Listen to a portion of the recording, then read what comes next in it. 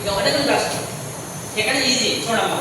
Parabola ఏం చేయాలి? First directrix line draw చేయాలి. ఏం లైన్ డ్రా చేయాలమ్మా? Directrix line DD. Okay, next centre line. Next ఏ లైన్ డ్రా చేయాలమ్మా? Centre line. సెంటర్ లైన్ ఎక్కడ మిడ్ పాయింట్ అనేది అట్లా అయితే దాని పేరు ఏంటమ్మా? CF డిస్టెన్స్ ఎంత పెట్టాలమ్మా? CF distance 30.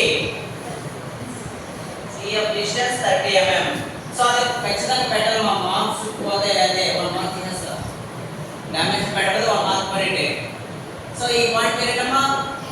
F point. Okay, next ఏం చేయాలమ్మా?